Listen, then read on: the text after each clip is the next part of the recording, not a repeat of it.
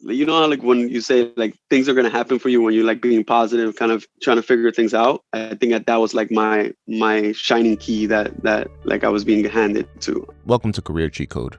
In this podcast, you'll hear how everyday people impact the world through their careers. Learn about their journey, career hacks, and obstacles along the way. Whether you're already having the impact you want or are searching for it, this is the podcast for you. Hector, welcome to the show. Hey, Righty. Nice. Thanks for having me, man.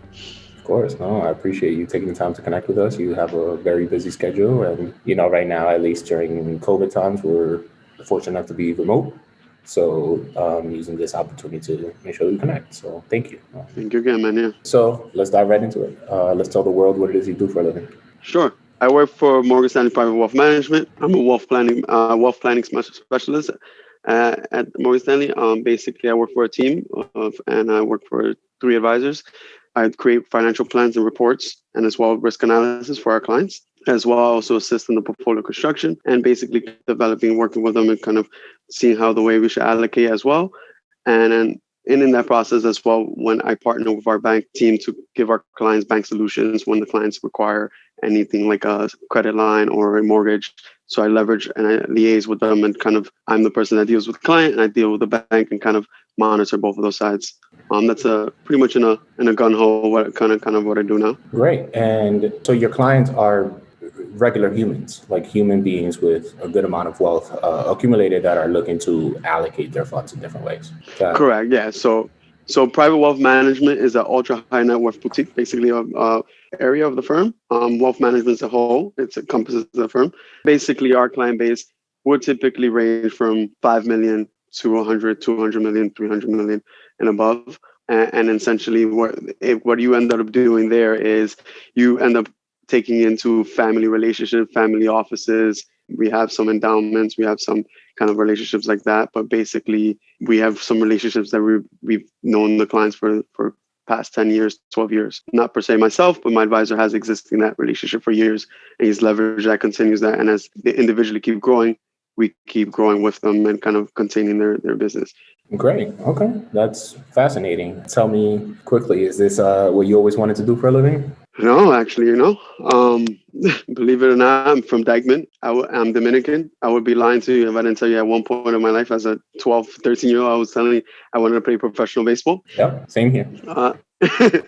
So one of the things, though, it all changed for me when I was entering high school and my mother decided to change all my high schools because, of course, all the schools that I picked were not necessarily the great academically, or maybe at the time what my mom thought is the safest, but they were great in baseball. And that didn't coincide for her what she thought was safe. So basically, I ended up in a small school called Coalition for Social Change. It's located in Columbus Circle in 59th Street. And that was interesting, right? That at that point, I thought everything, my early adolescent life, everything changed, right? And now, I need to rethink what am I going to do because, of course, Coalition didn't have a baseball team. Wow. So that was like a shocker, right? But it had a basketball team and a bowling team. Yes, get excited. Bowling team. I mean, you could use the arm strength if you in some capacity, but it's not exactly the same. Exactly. So it was interesting enough. So I decided to stay. I got really acquainted with a lot of the teachers and the students. Actually, the seniors. A lot of the seniors in the school were from Dykeman, so they took me in. I joined the bowling team actually, and I got actually talking all that talk just to join the team.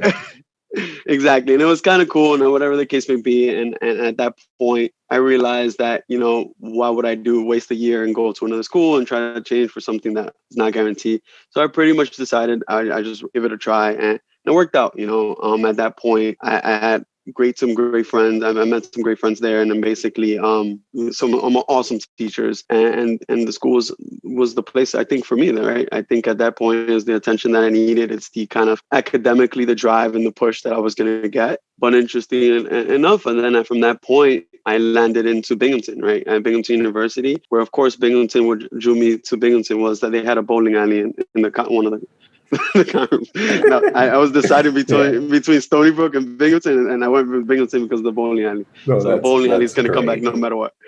But what funny thing is there is that I ended up there, and basically I wanted to be a computer engineer. I remember as a kid that I worked with computers with my dad. I built my first computer and was convinced like that's something that I like to do. I liked working with my hands and kind of wanted to go back into that. So I got What age accepted was to that? At what age were you like that. building computers and doing all this? So my first computer, we built it together around 9, 10. So that was pretty back in the day. I think it was actually got bought out by AT&T, not too, but Packard Bell.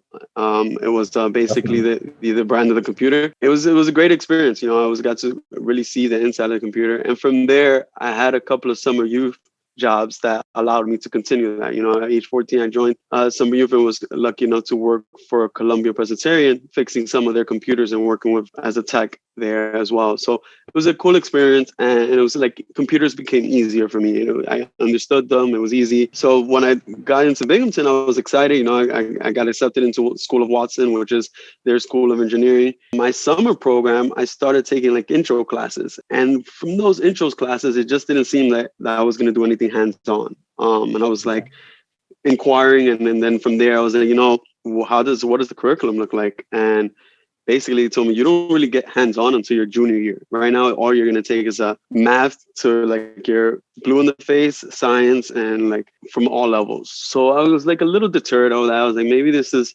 something. So I started inquiring, and I got into computer science. Maybe I pivoted over a little bit, and I was like, you know, maybe computer science more hands-on.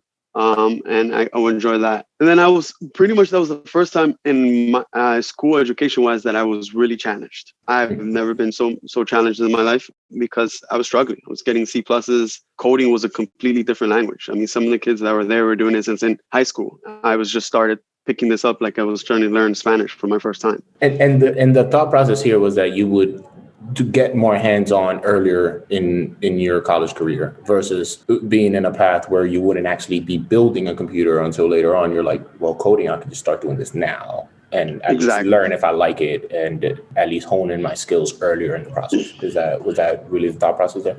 Exactly, 100%. And as well, the way they framed it, there was a program that kind of got me excited. Was basically they framed it as that you can partner, if you do computer science, you can partner with a school of management, and basically you can have like kind of double major with a business background in computer science. So I thought ideally with my personality that was going to be a great fit. Maybe I can fall into a more project management kind of role. And that's what I was thinking in my head at that time. Again, I'm just maybe 18 years old at the time. Like I'm trying to make these life-changing decisions on the fly. Basically, I went in there and I stick by it. You know, I was by my sophomore year. I was still taking computer science. I was still going through it, I would do tutoring as much as I can and kind of just get eventually there. But one thing that kind of deterred me was I went for like my first career day and I went to like speak to Microsoft and everything. And I basically see like, could you tell me what's your 9 to 5? Like, how is your day? And the person basically told me, well, we basically go to a cubicle and code.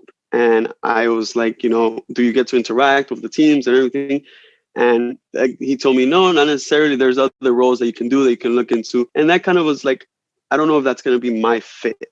And that's when my advisor introduced me to the program of computer science and the School of Management. And I started going. In order for me to do that, I needed to take some economics course to get accepted to the School of Management. And from there, it became clear to me after a while that I was more interested in economics than I was more in computer science. So at that point, I decided to just stick with economics and kind of see where that goes, right? And at that point, it was my experience to kind of give it a try. And then from there, I graduated with Binghamton with an economics degree and a minor in Latin American Caribbean studies. Go figure. Why that minor? And second, so at this point now you've switched majors twice and ended up taking some courses because you thought it would be a good dual degree and then recognized, actually, I just like this one more than the one that brought me here. So you just pivoted completely there.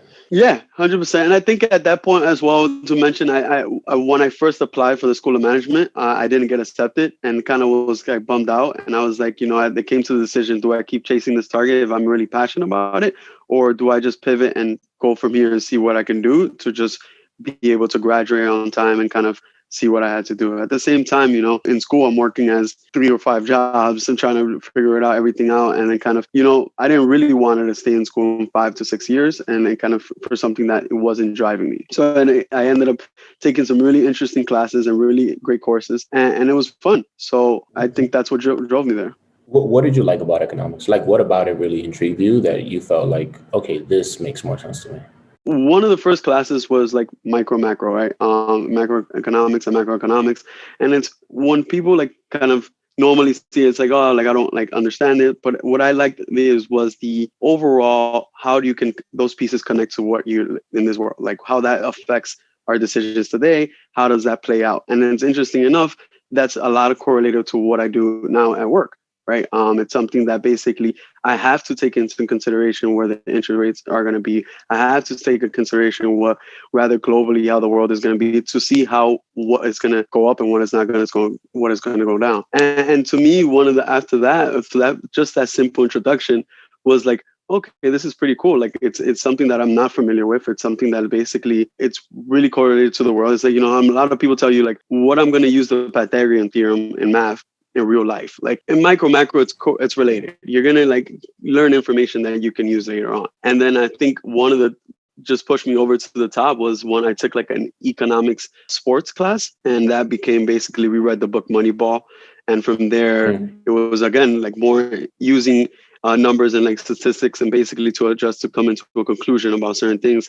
And that just overall kind of intrigued me. So at that point, I was just sold and kind of enjoyed it. I wasn't clear that I was going to be a wealth planning specialist at that point. I had no idea that I wanted to work in Wall Street at that point, but I was enjoying what I was learning. Were your parents part of the like thought process and the decision making around kind of where your career, your major was going? And I asked because I know like for me, like my mom visited my school when I graduated, right? Like, like she went to my college like twice, right? And it was, I mean, no fault of hers, but she didn't have an education in the States, so she also couldn't guide me through FAFSA. She couldn't guide me through these things. I had like, you know, she wasn't able to, like capable of doing that, right? So I was able to find resources outside to kind of get through that. Wondering if you either had some of that guidance that you were able to have a conversation with either your parents or other people that you were able to develop relationships to help you kind of think through this, right? Because like you said, being 18 and trying to determine the rest of your life is pretty big, right? So like, were there influences in your life that you were using as a soundboard at that time? 100%. Yeah. So my mom, I mean, we had a great relationship. But my mom worked as a home attendant, and she worked 12, 13-hour shifts and still had time to like come home and do everything. But at a very early age, I mean, like basically I told my mom like at 8 years old, the deal where I was like, listen, I worry about school and you worry about everything else. I'll make sure I won't disappoint you. And I took that vision. I don't know why, to be honest. Maybe some people say my brother's 11 years older. I saw from his experiences that college was my experience also. Or you can say I took the environment where I grew up. I knew school had to be a place where I could go, that I needed to get a better life, and at that early age. And that's pretty much the stance I had. You know, I told my mom I'm going to do that. So the same thing applied in college, right? And I think I was fortunate enough to have being part of the EOP program where I had advisors and kind of I leveraged that and spoke to most of them. I didn't just take the person that was nominated. If I had a good relationship with you, I would ask you and then go here and then just pretty much email teachers and like kind of take that advantage. I was never afraid to ask the question. And I thought always entering into college, I was a calculated person and I knew exactly my next steps, but I was realizing that I didn't. And so I asked for help, you know, and a lot of the times they would walk me through it. They kind of explain to me. And at that time, it made sense. And it worked out. So that makes sense, right? So, you know, having the awareness that you don't know everything, you don't have the answers, but you can piece people's experiences and information together to kind of fit you along your path. For those that don't know, what is EOP? It's the Equal Opportunity Program. And it's basically a program that they allow students that come from families with not well off, basically, and they're not necessarily can afford a full tuition into one of these schools like Binghamton or any other SUNYs, and basically they require a certain grade threshold as well, SAT requirements to meet, and then you basically qualify for the program. And what's great about the program is kind of it allows for a summer program for 1 month before you get into your regular semester, and kind of brings in all the students that got admitted as EOP students, and you kind of create a bond, right? And you kind of really create friends and lifelong relationships at that early stage, which as an 18-year-old, and you're going 3 hours away from New York City, which that's the first time leaving New York State. The city was amazing, right? And I think especially when you feel alone and you're like, your parents are 3 hours, none of them drive, so it's not like they could come visit you, and so it was a good experience in that extent, and kind of working with those people. So got it. That's great. And I mean, I was part of our school's version of that, HEOB. But it's the same concept, right? And I think I truly enjoyed exactly what you said, right? Like you're able to be in a room full of people that mostly look like you, that are from similar, at least financial situations. And you can kind of start leaning on each other early on and build on those relationships to make sure that you all make it through this journey. And, you build your support system very early, which was super helpful. Some people were from completely different parts of, not from the city, maybe from upstate New York or from other places, but ultimately the similarity and the threads were there, and we were able to build some really good relationships. So I'm glad you explained it, because I know, there are folks out there that don't know what this is, right? So, but it's played a pivotal role in me getting through school and in me being able to go away to school. So I'm glad you said that. Yeah.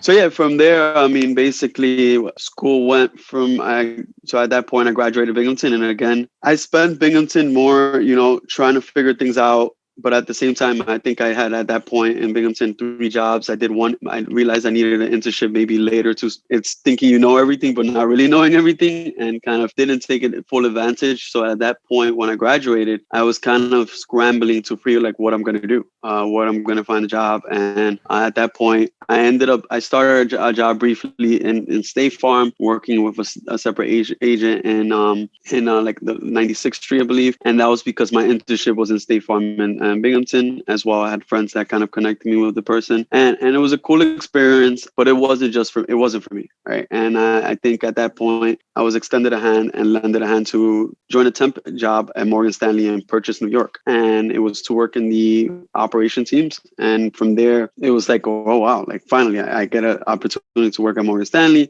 This is amazing, and it was a cool experience. I arrived, and pretty much realized early on it was a place where I needed to be, but it wasn't my end goal. I really quickly realized it wasn't what I wanted to do. But the people there, and I learned some great life lessons. And till this day, I speak to one of the ladies that kind of took me in, and it was an amazing story. Like, she was an amazing woman, like kind of resonated with me. She traveled from Brooklyn, New York on public transportation to get to Purchase, and was in the office at 6 a.m. And she was near 62 years old when I met her.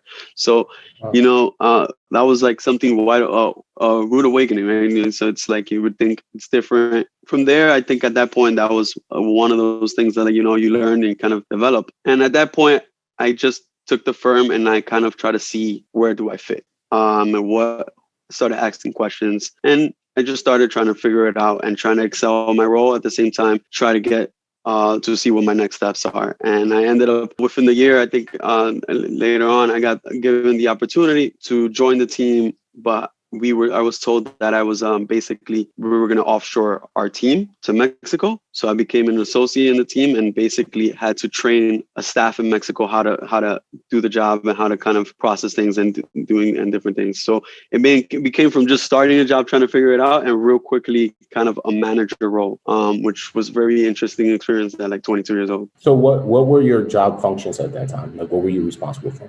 So just to backtrack a little bit, so the team, what they do is basically every security that trades in the market basically needs to be set up in a system and basically add their prices manually and everything like kind of that. So one of those things that we did in that side, we worked in the fixed income side, basically. So we would set up bonds and kind of and that information, and we will set it up. And it was kind of a demanding job because the traders will need certain securities in the system before they can trade it. And basically at that point, when I became the associate, basically my job was basically to create procedural guides, really kind of develop the team in Mexico to kind of pick up the slack, right? Because at that point, it was just left off that it was me and my boss. The rest of the team was kind of dismantled. And so we wanted to make sure that it was going to work, right? Once we go live. And I had an invested interest because my goal was to leave the team. So the more I taught the team someone in Mexico, the more I had the easier it would have been for me to step away. That was my goal. And I think what I did there, and I took that motivation and kind of really I pretty much took one person in the Mexico office, kind of taught him everything. And I actually was able to go to Guadalajara, Mexico, and I stayed there for 2 weeks and kind of trained the team and really taught them everything I knew and kind of gave them the step-by-step process and took a different standpoint than the normal offshoring model does. Like a lot of when offshores, they have the same kind of models and they basically request that you kind of follow this log to the T, and it's basically step-by-step. And I was like, no, I created that log. I'm here. Like this is not a hard job. Let's work it through, and that's how it's going to make you be able to like handle this job. And teaching them, luckily, that worked out, right? And just not too long ago, one of the guys that I actually ended up like basically teaching him everything that I knew messaged me. He said, I just got a job with another company at a higher role. And it was literally because everything you taught me, I was able to leverage and be a manager there. I was like, wow. He was 18 years old when I taught him that time. And now he's 20-something years old with a family and 2 kids. So like that was one of the most touching experiences for me. That's awesome to see. One, that you were actually pretty good at what you did, right? Because it resonated with people. But 2, that it really had an impact on someone's life, right? Like someone is now able to excel in their careers based on the work that you did with them years back. That must be really rewarding. Yeah, it felt great, man. So yeah, and then from there, basically, I was given I had an opportunity with an email from somebody I worked in the purchase office. He was doing a different role in my office now, and basically said, "Hey, are you looking for a job?" I was like, "Yeah, I'm kind of looking around, seeing. Hey, you should look at private wealth management. I know an advisor that's looking." This is all within the same company. Correct. And basically, he reached out to me just because from our experiences working together, he thought, he's like, "You'll be great. You were great at what you did now. I think you would be even better here. And I think it's a good role for you." You know how like when you say like things are going to happen for you when you're like being positive, kind of trying to figure things out. I think that was like my shining key that like I was being handed to. And I ended up going for a couple of interviews and ended up joining the team that I joined now. And at that point, I joined more of as a service professional, or basically an analyst. And basically that job was more relationship management. I worked more with the clients and servicing their accounts and helping them with more of like operational requests. From there, again, I saw that, I joined the team knowing that what I was intrigued about was the people that worked there. They were really intelligent individuals. It was probably one of the most intelligent individuals that I've met at my point in time of my career. And I knew that these are the people that could be my mentors and kind of teach me along the process. How long ago did you end up joining this team here? Just so I get a sense. I joined in 2014. So now it's going to be 6 years, in October 2014. And prior to that, you were with the company, just at a different correct. I joined different arm of the company. Exactly. I joined Morgan Stanley completely July 2011. And then from there, I was working in the back office operations team. And now this role became more of like a front office opportunity. Yeah, which is great, right? Because I feel like that's one of the benefits of being in such a large organization, that you can pretty much do completely different career paths all within one organization, right? Like you can change teams and have completely different functions, but all under the same organization. 100%. And I think one lesson that I learned from that, and I think it was because my drive and kind of my hunger kind of to figure it out, was that purchase office. I met one of the best mentors that today are people that are kind of fighting for my corner and reaching out for me and helping me out, right? I met a mentor that when we went for a meeting, I told him I was interested in a sales job. He kind of told me straight up, and he's like, "This is what you need to do, kind of this is what you need to be. This is how you," and it was a rude awakening, but at the same time, it was like what I needed, right? I just joined a firm, and I'm not going to get the opportunity that I want just handed to me. I had to do the things that other people were doing. And I think that helped me a lot, and that mentor himself opened a lot of doors. I was in a lot of interviews before this interview. It gave me a lot of experience and kind of gave me the framework, and he kind of challenged me to think of the questions I needed to know for these interviews. So I think that's why one of the things I've stayed in Morgan Stanley is just some of the people there are just amazing individuals and they are willing to help you and take you along and kind of bring you along. And I think it worked out. And now to the goal that I ended up doing is within that team, I realized that I wanted to do what I'm doing now, basically managing, being a portfolio manager, portfolio to a certain extent, and basically kind of helping with financial plans. So I took the extra step at one point, like I believe year 2 of that being on the team.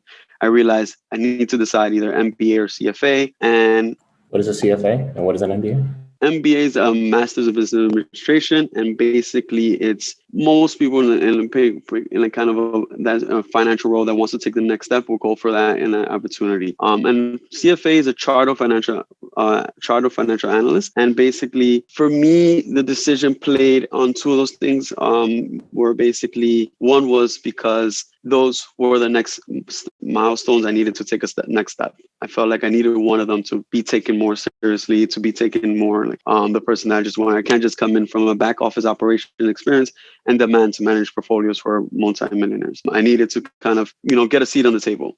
And so that's what kind of I developed the idea. And a lot of things I weighed the options, but at the time I had student loans, and I was thinking about the whole premise. How can I be comfortable to go to MBA program, a top 10 MBA program, and have a $200,000 tuition? Like, wow! Like, how am I dig myself out of that hole? So I started looking for alternatives, and that's why I became clear. And I started asking my colleague, who's CFA himself. He had a CFA at the point, and he explained to me his thought process, and I was like, wow, that makes total sense, and it looks like it worked out perfectly for you. So I embarked that journey. What was the thought process at the time, aside from the tuition benefits or the tuition consideration? Yeah, and the tuition consideration. And then basically at that time, there was a lot of statistics that basically showed the role, what you learn from the CFA material, and kind of aligns you pretty similar to what MBA provides you. The only difference in the MBA is that a lot of the programs have more networking aspects to it. But if you're looking for a rigorous financial background and kind of an analysis, the program will give you that. And as well, it's self-learning, right? You do it on your own time, and you kind of do it after work, so you can kind of work, as opposed to either trying to do MBA part-time, which will take you 3 years, or go quit your job and then 2 years and take that thing, which was also a consideration, right? I mean, for real full benefits of an MBA, you need to go to the school you want to go to and really network, as opposed to, but I didn't really have that option, because to stop working at that time was like not an option for me, because at the same time when I graduated from college, my mom had to retire from disability from moments ended, and then a year later my dad had to retire from disability. So at that point I was put in a seat that my income was pretty much the only income that was helping out. There was a lot of factors in those decisions, but I think I ended up choosing the CFA more because, one, I thought it was 3 exams and it was more attainable at the time, and I think what I really wanted was just that exposure. I didn't think I knew kind of an idea where I wanted to go. So I didn't think the MBA was going to be the place where I was going to maximize my time. So at that point, that's where I kind of said, you know what, this is the place where I want to go. So great. So for those that are just now learning about the CFA, help me understand the process to obtain one. Is it you can do it in a week and take 3 tests back to back to back, or how long does it typically take to study? How long did it actually take you to study? What was the process like from beginning to end? Sure. So I'm still not, unfortunately, not done yet. I still have 1 exam, and because coronavirus has pushed my exam 2 times, it's postponed my exam from June 2020 to December, and now to May 2021. So that is the last level 3 exam. But just to overall, the CFA exam requires 1 CFA level 1, CFA level 2, and CFA level 3. And you need to pass one before you can take the other. And basically, the way they set up the framework of the exam, the level 1 is an introductory kind of foundational learning, and then the second one kind of is where you become an analyst and kind of use your analytical hat. And then level 3, and then analyst level learning of what exactly? Like what are some of the concepts that you're learning? Like I know it's financial information, but like like, what are some of the things you're actually learning and what are some of the skill sets you're gaining from it? Great. So it basically frames it into all asset classes. You're learning how to analyze each asset class, whereas like stock concentration, how to see what a price earning ratios are, how to calculate, looking through balance sheets, how to understand. So basically teaching you all the things that you would need to do to become a good portfolio manager. So basically the level one will teach you the foundational, what is a fixed income, what is equity, kind of those kind of things, and then expand a little bit more difficult. Then you will learn in the series exams that are usually typically required when you work in a branch study, like Series 7, which is a general securities exam, and Series 66, which is a securities laws exam. It expands more of that, and basically the complexity of the exam requires 300 hours of studying, and that's the minimum.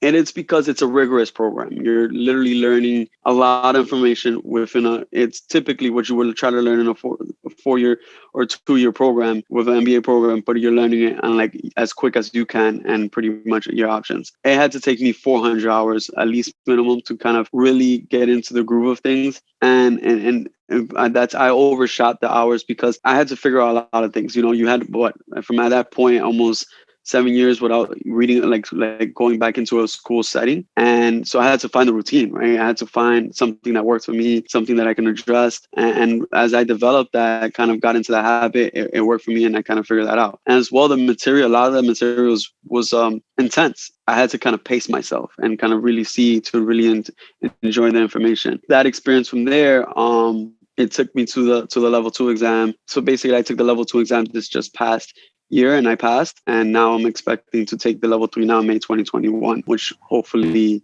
it's changed. It's a completely different new process. It's going to be a computer-based exam. From the moment you picked up a book, because you told me this is self-learning, right? So you're working towards an exam, but you are at home developing your own regimen, and you can either come hang out with Ratty at night at a bar, or you can use your hours to really study.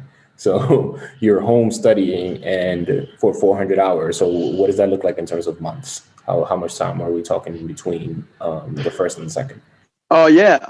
So I underestimated the exam the first time, and I decided I believe I started studying in February, the first exam, and it was an exam in June. And from there, I wasn't prepared. So I didn't pass the exam at that point. So I had to retake it December of that year. That year. At that point, it was almost an entire year while studying. And just that rigorous kind of phase. And just interesting enough, like I felt at that point, a lot of my friendships and at least people that I've had good relationships, but like I went completely ghost, right? I mean, there was no way so it was like there was no way I can partake in every event and still keep the focus that it required me to do. And it's like, for me, it's either if I'm invested 100%. I can't give you 50% of Hector. Like, so I kind of took the approach that I had to separate myself and like kind of really just put myself in a cave, and until I came out that cave and the goal that I wanted to accomplish is resolved, I could enjoy it. So I came, needless to say, every time the exam, it was in June, after the exam, that June and July, August, I was celebrating, except for that year that I didn't pass, because at that point I had to basically go back into studying, and it was a rough summer, because I can tell you right now, studying 300s in the summer month when it's sunny and your friends are out there in bars kind of enjoying themselves, it's like you can add another 100 hours in like labor. Yeah. Okay. But yeah, so, and that took me that. And then I think it took me 2 years to get to level 2, basically get done with level 2. And now I'm getting to level 3, which I got delayed in a year just because of COVID, which I was hoping to be done. My goal was to be done when I started. I believe I started taking the exams. My goal was to do 3 years. And that's typically what they say. But however, just to give you kind of an idea, I think the latest numbers of like level 1, 44% was the pass rate. For level 2 was 47, and for level 3 it was like 53%.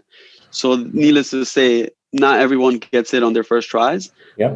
So they say typically it takes you 3 years, and basically my goal was to do that. So from 27 to 30, but now I'm 31. So I think my goal is going to look like closer to 31 and almost 32. Okay. So two final CFA questions. One, how much does this cost? And is it like paid per time you take it or something? And then two, how often are they given, or can you just walk in if you fail this time, can you just walk in next month and say, all right, I'm just going to lock in for this month and fill in the gaps? Like, how often can you do this? So basically at that time, you can only take the level 1 twice a year. It was June or December. For level 2 and level 3, there was only offered one time a year. It was June and June. And that was how that was dealt. That has changed now because of COVID. Now the CFA Institute has transformed, and now they're doing computer-based tests, and which will now increase the amount of frequency of the test. But as well, they have their conditions. I believe that you can do it December, and then but you can't go right into it.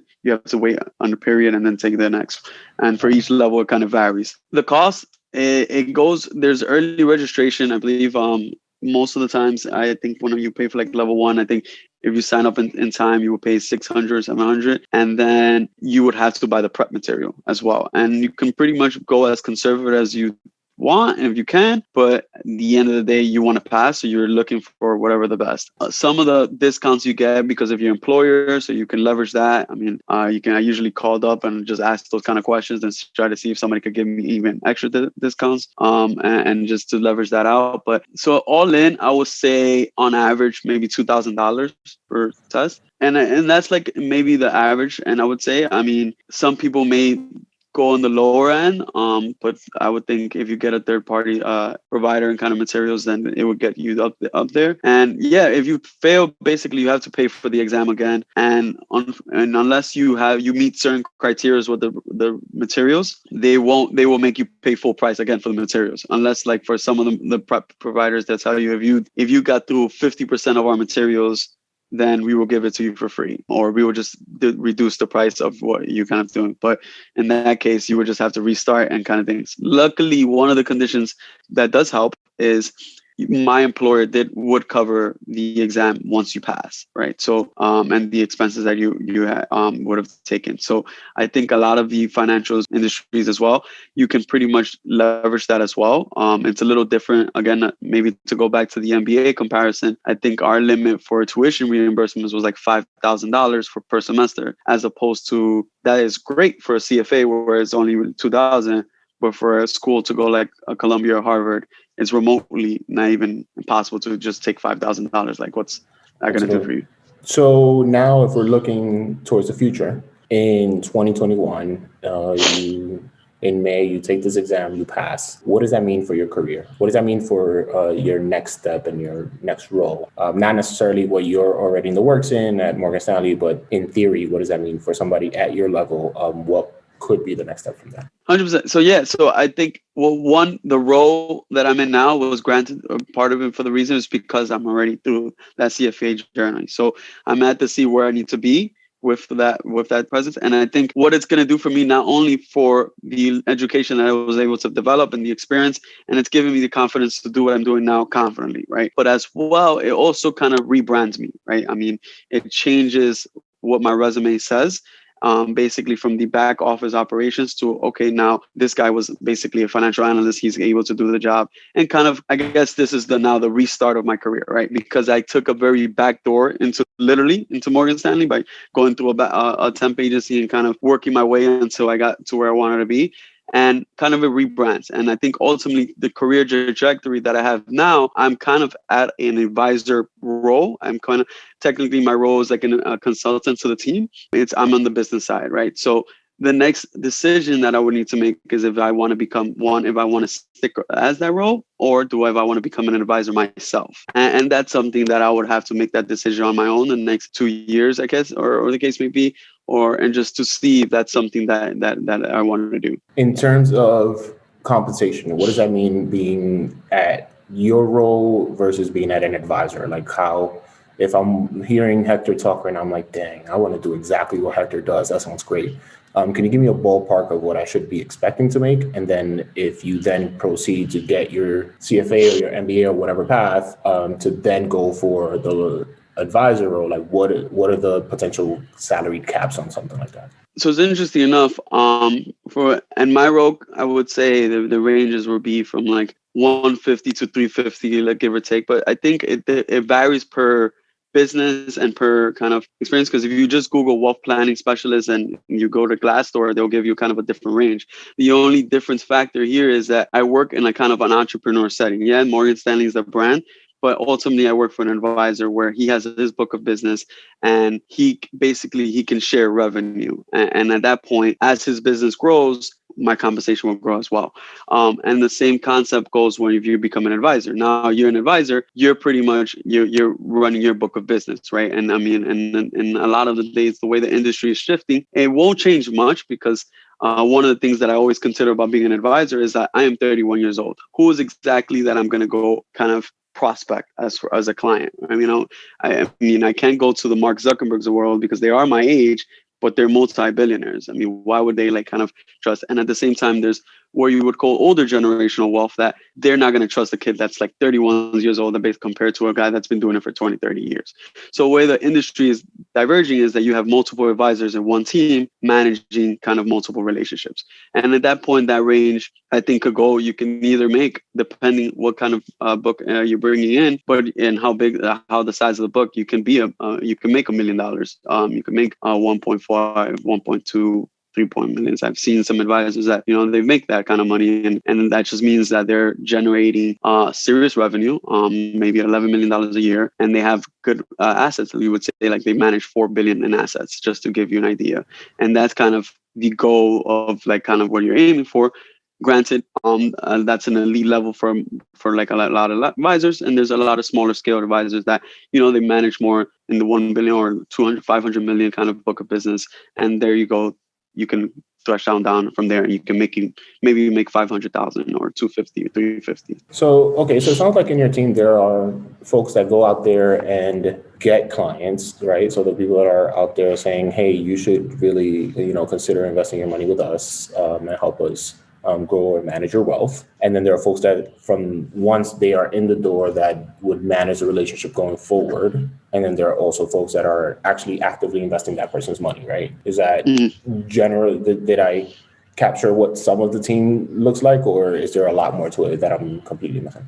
No, you got it. You got the ballpark. I mean, I'm not trying to get too intricate with the details, but basically that's the sum of it, right? So the way it works, we have 3 advisors, and basically those 3 advisors have clients that they work with, right? And then we have like a very senior advisor, and he's basically been one majority of the book. I mean, he has a great relationship he has these clients for over 20 years. He's in the industry for over 25 years. So their focus one is maintaining those relationships. And one of the things I would add, what's different about private wealth management is you're dealing with ultra high net worth clients, which brings more requirements than just managing their portfolios, right? Because these clients will 9 out of 10 times they will have multiple relationships with different advisors and different banks, but what they really leverage is like different opportunities. They would like to invest, work with the bank, like if you can get me into private equity, could you get me into this meeting with like a Blackstone in the world, so, or like kind of things like that, and like leverage that connection of the brand of Morgan Stanley, or I would like to like kind of meet James Gorman, kind of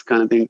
So a lot of the times there's those things that the advisors are doing and kind of leveraging the entire firm. That's what one of the privileges of working in a big multinational firm. And it's kind of leveraging those things to offer to these clients, because when it comes to these clients, it just becomes that you can pretty much invest their portfolios. And a lot of times they're really sophisticated clients. They already know as well a lot of things, and they kind of agree. And our business predominantly is fully managed, which means that we manage their portfolios, and kind of we really have once a year or quarterly kind of conversations just to make sure they're review and kind of make sure everything's still the same. And at that point, we're managing the portfolio to a stated goal that we kind of have in our, like we discussed. And other than that, then comes into the extracurricular. Like my son wants to graduate this school. How would I get there? I'm thinking of buying this property in this place. Do you think it's a smart investment? Could you do some cost analysis? And that's why the scope widens, and kind of once you're kind of dealing with these kind of relationships, you can get really interesting requests. And I think that's what a lot of the team does. And we kind of form that kind of request and work together and try to establish. Then the rest of the team is like more of a support staff that pretty much makes everything, make sure everything gets done, right? I mean, without them, there's no kind of experience.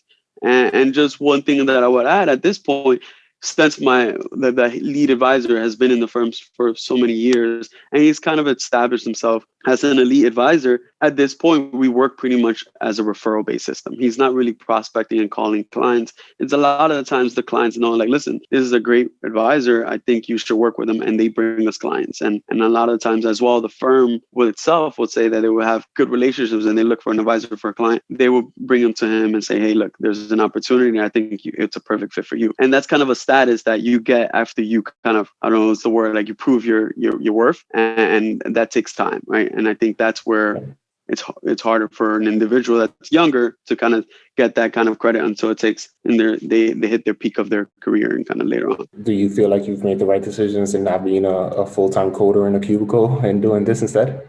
Yeah, I think 100%. And not needless to say, I mean, technology is changing the world. So I think it's a great career. It's great. I think it's an amazing world. But it wasn't just the what I loved, right? I'd still at one point, I would say the way everybody keeps talking about the robots are going to take over the world. I think sooner or later I'm going to have to know some type of coding, unless I might be replaced in the world. So you know how they say if you're not active, if you keep learning something new, then you become old news. Do you have any books or resources or some form of media that has changed you personally or professionally that you think folks should be checking out?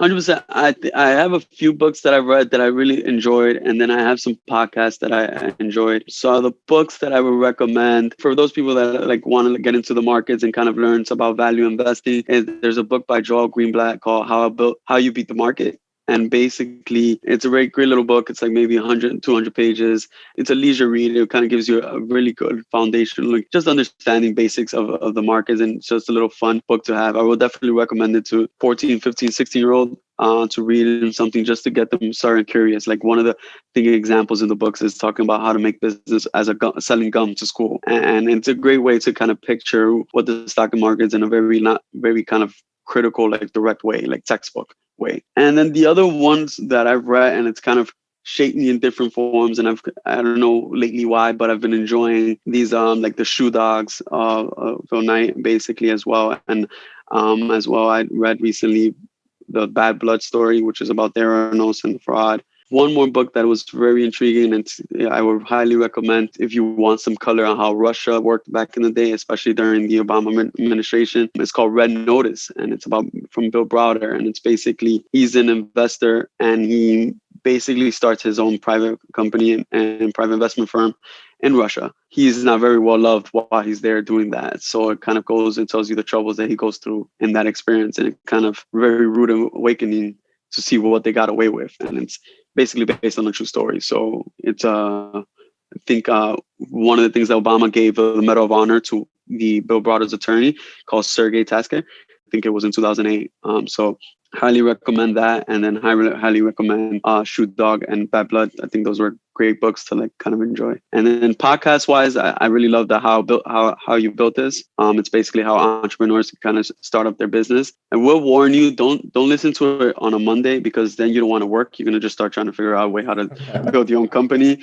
You might not like want to do your job, but I would say it's definitely an awesome podcast to listen to. And I'm really enjoying as well about the markets is as well. And it's called a podcast called Business Casual. And basically it's from the folks that write the newsletter Morning Brew. And basically they take all the high executives in the world, they kind of interview them. And basically it's a nice little short podcast, maybe 40 minutes. And I think it's really powerful to like listen to different aspects. They go from into politics, they interview people from like Mark Cuban and etc. Like all the kind of interesting takes, and they kind of have great conversation. And it's a very leisurely way that you can enjoy, maybe if you're even working out, listening to. That's good. I haven't heard of that one actually, so I'm gonna go ahead and check that out. So thank you. Thanks for sharing that. Are there any other resources that you have taken advantage of that you feel like folks should see? For example, we've heard everything from Toastmasters in here. We've had guests come on and tell us how they would do meetups, or how they learn different skill sets using lynda.com, or someone named it, I think, Google or YouTube University, right? Are there any other places that you're using to either sharpen your skills or make connections that you have used in the past that have been helpful? Other than for me, the CFA was something that I was using to sharpen all my skills. I've done some courses in Toastmasters, but I think I would say for me, I'm more an interactive person. I kind of learn by experience, and I feel like networking and developing those skills. And then once you build that community, kind of leveraging that community. I feel like a lot of times people feel a little embarrassed to ask a silly question or inquire, right? And I think it's important. I think every young professional should, as soon as they arrive at a job, is ask for a mentor. It's important to do that because those are where you're going to learn the most. I'm forgetting, there was a great entrepreneur that basically had one of the podcasts I was listening to. He basically mentions that he interned and the mentor kind of taught him everything from as a 16 or 17-year-old that he's still learning today. And I think that's somebody that's worth almost multi-billionaires. And basically, I think that's the power of that. I think the power of kind of finding somebody that when you walk into the room and you look at them and you say, that's where I kind of see my career excelling to. And that's how I kind of want to follow. And I think that was very helpful for me. And I think it's something that allowed me to kind of transform career-wise. I do consider taking those other courses and other things of that. I just, at this point in time, because of the CFA and the rigorous requirements and as well my job, I haven't had time to go through those in depthly, but I think those are the things that I've done personally that has really changed. And I still have monthly, quarterly meetings with different mentors in the firm, which has paid off into residuals, right? I think most of them are now work in my kind of division, which now provides me like a supporting cast and like kind of somebody in my corner when I need help or anything like that. So, and one thing that I would say is, once you arrive at a firm, stay true to yourself, right? You want to treat people the same you want to be treated. And I think that's something I've always done. I don't believe in like stepping on somebody else to move up ahead of them. I believe bringing people up, right? And I think other people notice that, and people kind of enjoy working with people like that. And I think that's something that's helped me, right? That's why somebody was able to refer me, because I maybe helped somebody out and bailed them out when they were having an issue and they were like, you know what, let me go pay that back. Is there anything else the world should know about Hector? So my baseball career was a flop. So now I'm a softball player. So, that's where the bowling helped, that underhand. But other than that, nothing much.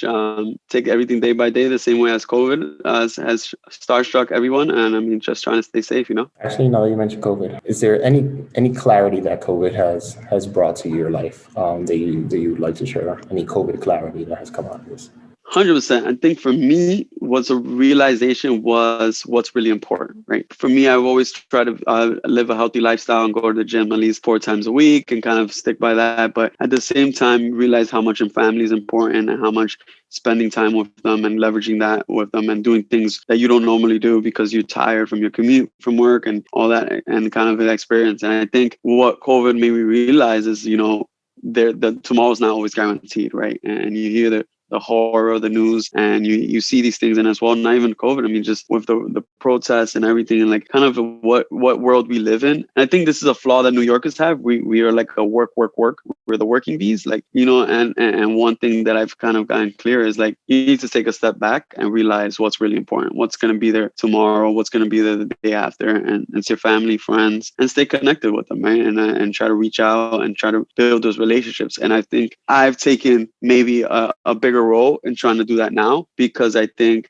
during my CFA world, I kind of lost connection with a lot of people, and I feel like I needed to rebuild those relationships. And what a better time to check in to see how people are doing when this is the toughest time, right? So that's something that I've really taken into, and just trying to see what I can do better, and how I can be better and how can I keep pushing myself. Awesome. Thank you for sharing that. All right. Thank you for joining us today. I think you've covered everything we wanted to really discuss today. I appreciate you taking the time to really walk us through it and get a really good sense of what it is you do and how you're having an impact in your career. Thank you for having me. This was a pleasure. Hope everyone enjoys our conversation. I think this was great, man. Thank you, man. Appreciate it. I hope you enjoyed this episode. If you did and believe on the mission we're on, please like, rate, and subscribe to this podcast on whatever platform you're using, and share this podcast with your friends in your networks. Make sure you follow us on Instagram and LinkedIn at Career Cheat Code, and tell us people or careers you would like to see highlighted. See you next week with some more cheat codes. Peace.